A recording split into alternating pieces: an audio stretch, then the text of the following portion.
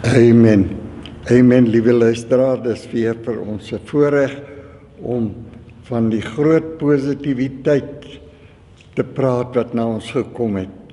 Jy weet, daar was nooit 'n groter verrassing vir my as toe ek die eerste keer Lukas 2 vers 12 lees.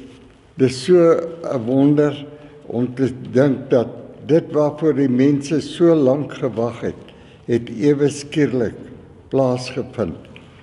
En hier verskyn aan die skaapwagters hier in die nag, terwyl hulle na die vee omsien, gebeur daar skielik iets, en hier in die lig verskyn 'n engelskare. Luister net weer daarna. Dit was vir my die grootste verrassing geweest. Hy sê, en dit is vir julle die teken dat julle 'n kindjie sal vind wat in doeke toegedraai is en wat in 'n krib lê. En skielik was daar saam met die engel 'n menigte van hemelse leerskare wat God prys en sê, eer aan God in die hoogste hemele en vrede op aarde in die mense welbehae. Ewe skielik gebeur daar iets, en die groot God van die hemel kom maak sy welbehae aan die mens bekend. Om te dink dat hierdie God wat gekom het so 'n groot verrassing vir die mens gebring. Toe Johannes die Doper daar loop en hy sien ewe skielik vir Jesus, toe sê hy, daar is die lam van God wat die sonde van die wêreld wegneem. Wat 'n groot verrassing. 2 Korintiërs 5 vers 9 die sê dat jou sonde nooit weer aan jou sal toegereken word nie. Dit is die grootste verrassing wat ooit na die mens toe kon kom. En dan wanneer Paulus byvoorbeeld daaroor skryf in Galasiërs 5 vers 1, dan sê hy, broeders, staan nou in hierdie vryheid waarmee Christus julle vrygemaak het. Moet julle nie weer onder 'n juk van slawerny laat plaas nie.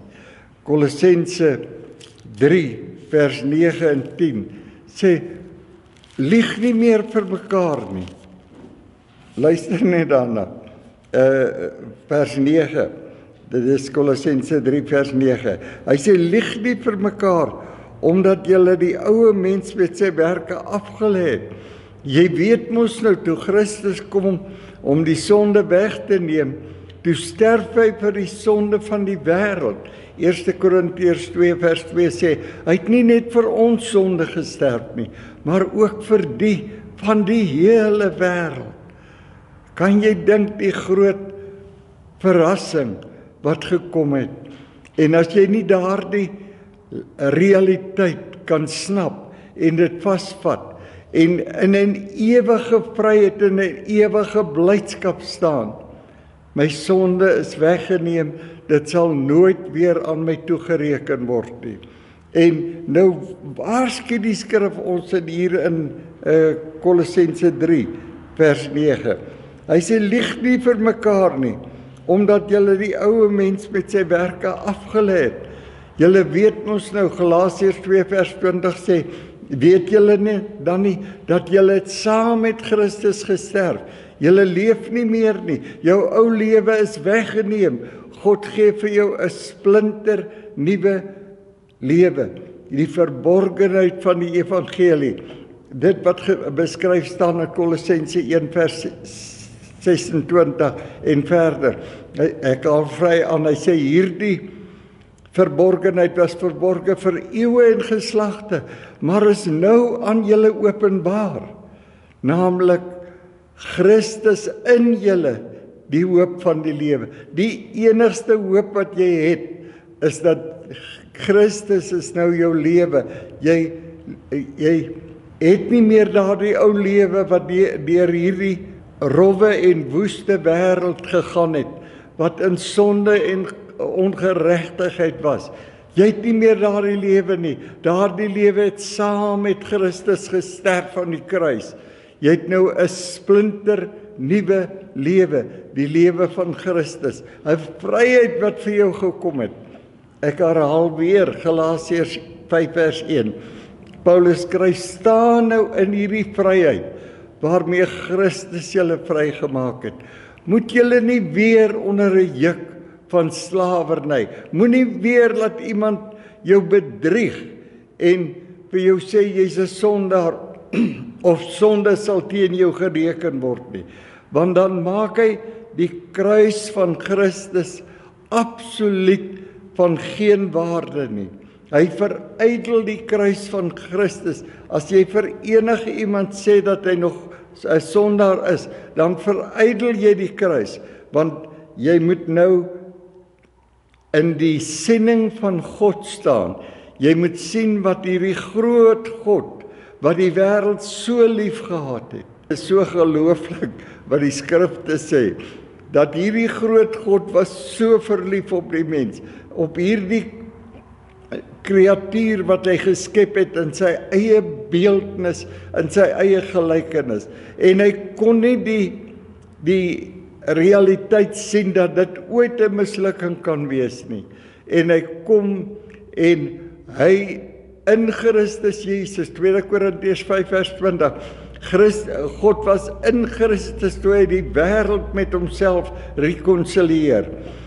Dit is die boodskap van die kruis. Dit is die boodskap van die gelowige, dat jy hierdie groot werklikheid sal sien wat vir jou plaasgevind het, wat vir die wêreld plaasgevind het, dat hulle sonde weggeneem is, dat hulle nou 'n ewige erfdeel in die hemel het. Maar jy moet dit glo. Jy moet sonder geloof onmoontlik om God te behaag. En die skrif sê dit oor en oor. Hebreërs 11 vers 6. Jy verydel die kruis as jy enige iets teen dit praat wat God kom doen het. Ek meen, as jy nou van sonde wil praat, wil jy nou sonde groter maak as hierdie groot God wat die sonde kom wegneem het. Dis onmoontlik, mense. Laat ons nou na die werklikheid van die skrifte kyk. Laat ons daarin ons blydskap vind, dat hierdie groot God, en dat ons 'n blye boodskap aan die mensdom kan bring, dat hierdie groot God het gekom om die sonde van die wêreld weg te neem, om die mens weer te aanvaar in beeldnis en gelykenis. Dit is so kosbaar as jy hierdie realiteite sien. Jesus, toe hy sy laaste boodskap vir die disippels gee, Matteus 28 vers 19, toe sê hy, gaan nou heen, predik hierdie evangelie. Jy sien, as jy nie die evangelie preek wat aan die kruis gebeur het nie, dan het jy geen evangelie nie. Hy sê, en leer hulle om alles te doen wat ek julle beveel het. Hy het beveel dat jy hierdie realiteit bekend sal maak, dat hy aan die kruis gesterf het, dat hy net gekom het vir jou, dat hy jou sonde kom vrymaak het. Luister net hoe skryf 2 Korintiërs 4 oor hierdie realiteite. Ek dink ek gaan soms so van vers 1 af lees. Hy sê, daarom, aangesien ons hierdie bediening het, volgens die barmhartigheid wat ons ontvang het, gee ons nie moed op nie. Ons sal aanhou preek dat die mens vrygespreek is. Ons sal aanhou preek dat die verlossing het vir elke mens gekom en dat elke mens vrygespreek is. Soos Romeine 6 vers 18 en vers 22 sê, nou dat julle dus vrygespreek is.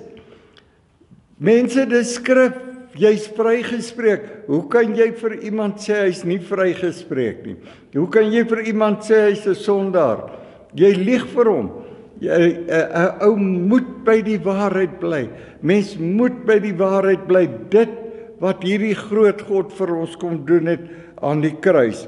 Hy sê, maar ons het van heimlike dinge wat skandelik is, van hierdie geliegery vir mense om te praat oor sonde en is ongeregtigheid. Dit wat Jesus se lewe gekos het om weg te neem.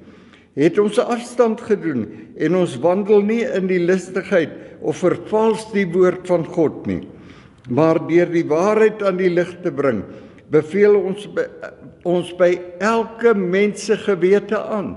Jou gewete gaan mos vir jou sê, as jy net dink weer aan daardie kruisboodskap, dan sal jy mos vir jouself kan sê, hierdie geweldige tentoonstelling van God se liefde was nie verniet nie. Hy het jou kom red, hy het jou kom vrymaak. Jy moet dit net aanvaar. Jy kan dit of aanvaar of verwerp. En daarom sê die skrif in Spreuke, ek dink 18:21, hy sê dood en lewe is in jou tong. Jy moet nou lewe spreek. Hy het vir my gesterf. Hy het my sonde weggeneem. Hy het my in barmhartigheid weer aanvaar. Ek is waarlik verlos deur dit wat hy kom doen het. 2 Korintiërs 3 vers 5 spreek dit so duidelik aan. Hy sê nie dat ons uit onsself bekwaam is om iets uit onsself te bedink nie, maar ons bekwaamheid is uit God, wat ons ook bekwaam gemaak het. Hy het ons kom bekwaam maak. Ons het nie 'n bekwaamheid van ons eie nie. Hy het ons kom bekwaam maak. Hy het ons sonde weggeneem. Hy het ons 'n nuwe lewe geskenk. Dit is so belangrik, mense. Nou, ek gaan net verder lees hier in 2 Korintiërs 4. Hy sê in die 3de vers, hy sê, maar as ons evangelie nog bedek is, die evangelie is die blye boodskap wat God vir die mens kom doen het. Jy mag nie enige iets anders predik as dit wat God vir die mens kom doen het nie. En dit is die groot realiteit. Luister weer na vers 3. Hy sê, as ons evangelie, die blye boodskap dan nog bedek is dit bedek vir die wat verlore gaan. As jy nog praat oor sonde en ander mense beskuldig dat hulle in sonde en ellende is, dan lieg jy vir hulle en jy lieg vir jouself, want as jy ook nog in sonde. Want God het vir elke mens dieselfde realiteit gedoen. Elke mens se sonde weggeneem en sal daar nooit weer aan dink nie. Nou sê die 4de vers, hy sê naamlik die ongelowiges. As jy nie glo wat aan die kruis gebeur het nie.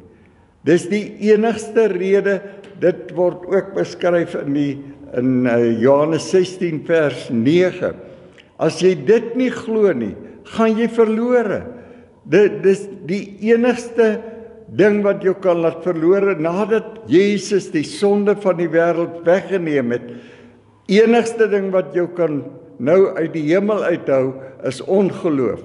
Jy lewe en dood is in jou tong en in jou gedagtes, soos jy dink, so is jy. Spreuke 23 vers 7. Maar nou sê die 4de vers van 2 Korintiërs 4.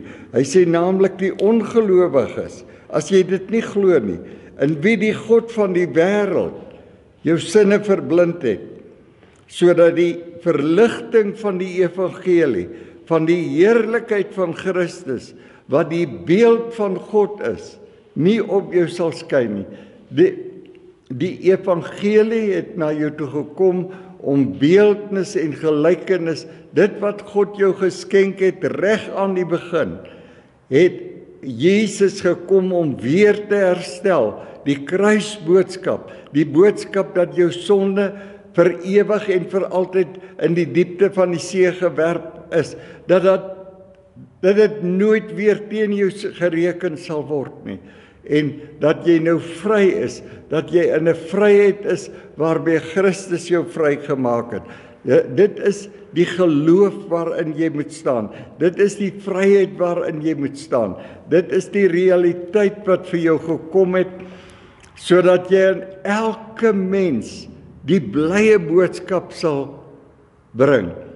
Dis die enigste redding vir die mens, om vir die mens te verduidelik dat hy nie 'n sondaar is nie, dat hy 'n heilige van God is, dat God gekom het om hom bekwaam te maak.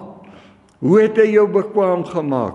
Deur aan jou die ewige lewe te skenk, 'n geskenk van God, dat hy jou die wedergeboorte geskenk het, dat hy jou die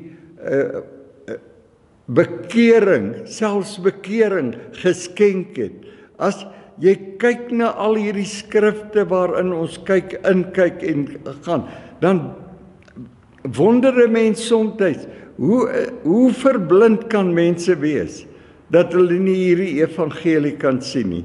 Dit is so belangrik, dat ons in 'n positiewe tyd sal kom, om vir elke mens te sê, prys die Here broeder, jy is vry. Prys die Here suster, jy is vry vir tyd en ewigheid. God het jou sonde weggeneem aan die kruis. Aanvaar dit, leef in jou blydskap. En is alleen hierdie realiteit wat ons kan uitdra en die groot boodskap van die hemel aan die mense bring. Kan jy dink, as jy in die gees terugdink en jy staan daar saam met die manne wat daar by hulle skapies wag gehou het, die herders, jy staan daar saam met hulle en jy kyk op in die hemel en jy hoor die guns van God is nou weer op die mens. Kan jy dink die aanvaarding van God, dat hy jou kom bekwaam maak, dat hy jou aanvaar, dat hy daar die sonde wegneem, dat hy dit in die diepte van die see werp, en jy dink daaraan hoe groot hierdie evangelie is wat ons aan die mensdom kan bring, en watter blydskap dit nie vir hulle kan wees nie, in steede van om hulle te probeer verneder en te probeer in ongeloof inbring, en absoluut vir die duiwel en sy demone partytjie reël, want hoe meer jy sonde preek, hoe meer sê hulle, ja, luister man, die mense glo nie wat aan die kruis gebeur het nie, die mense kan dit nie aanvaar nie, juig saam met ons, en jy is absoluut besig om fees te vier, saam met die demoniese magte. Dit is so belangrik, mense, dat ons nou die werklikheid sien, dat ons wegbeweeg van sonde en ongeregtigheid en die vernedering van mense, en absoluut in die volle werklikheid staan. Luister net dat God hierdie bediening beskryf in sy skrifte. Ek het al die vorige vers aangehaal in 2 Korintiërs 3 vers 5. Luister net verder. Hy sê, en as die bediening van die dood, die wet wat jou verneder het en wat gesê het, jy is 'n sondaar, as jy oortree is, jy is sondaar. Galasiërs 3 vers 13 sê, Christus het ons losgekoop van die vloek van die wet. Die wet is heilig en het gekom om ons die pad te wys, maar die vloek van die wet, die oordeele van die wet, is weggeneem vir tyd en ewigheid aan die kruis. God sal jou nooit weer wetties skuldig kan bevind nie, want hy het jou vrygespreek. So, luister net weer, ek gaan weer vers 13 lees. Hy sê, Christus het ons losgekoop van die vloek van die wet, deur vir ons 'n vloek te word, want daar is geskrywe, vervloek is elkeen wat aan 'n hout hang. Kan jy dink dat hierdie groot God van die hemel het afgekom en in Christus Jesus het hy homself verneder om vir ons 'n vloek te word aan die kruis, sodat ons kan vry wees. Mense, daar het 'n vryheid gekom. Staan in hierdie vryheid waarmee Christus jou vrygemaak het. Nou luister hoe sê vers 2 Korintiërs 3 vers 7. Hy sê, en as die bediening van die dood, dit wat die mens veroordeel, met letters op klippe gegraveer, in heerlikheid was, sodat die kinders van Israel nie die oë kon vestig op die aangesig van Moses nie, vanweë die heerlikheid van sy aangesig, wat tog moes vergaan. Daardie heerlikheid wat hy gekry het, toe hy die wet gekry het, moes tog vergaan. Hoeveel te meer sal die bediening van die Gees, die bediening, dit wat aan die kruis gebeur het, hoeveel te meer sal daardie bediening dan nie in heerlikheid wees nie. Mense, dit is so groot en dit is so wonderlik as jy hierdie realiteite kan snap en kan begin glo, 'n gelowige word in die skrifte, gelowig word aan die kruisboodskap, nie 'n halwe boodskap nie, nie iets wat jy nou weer moet verdien nie, iets wat hierdie groot God kom verdien het aan die kruis van Golgotha. Hy het dit namens jou verdien. Daar is geen verdienste meer vir jou nie. Jy staan in die vryheid waarmee Christus jou vrygemaak het. En luister nou verder na vers 9.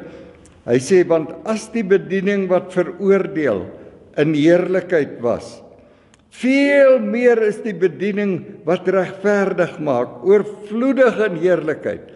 Die bediening wat regverdig maak, toe God Jesus aan die kruis laat sterf, toe maak hy die wêreld regverdig. Hy vergewe hulle al hulle sonde en hy laat toe dat hierdie heerlikheid van die ewige lewe weer vir hulle 'n werklikheid word. Dat hulle ewige hoop het, dat daar vir ons 'n toekoms is. En nou is dit so belangrik dat die skrifte moedig jou oor en oor aan.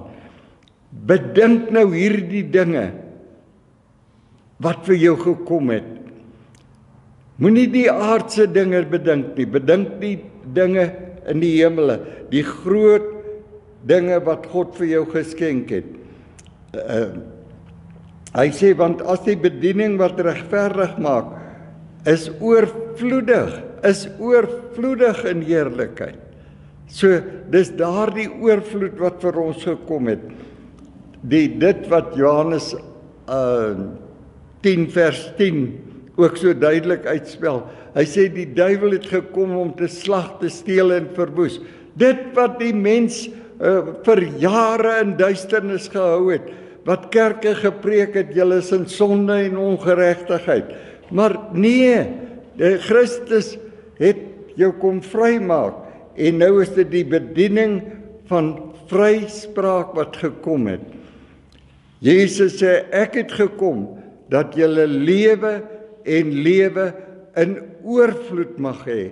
Nie 'n geringe lewe nie, lewe in oorvloed in alle opsigte. Hy het jou kom verryk in alle opsigte. Dit is so belangrik as jy in hierdie skrifte bly en absoluut begin notas maak en inkyk in die vryspraak, sien hierdie groot heerlikheid wat God vir jou gebring het. Prys sy wonderlike naam om te dink, hy was so goed dat hy ons die vryheid geskenk het. Amen.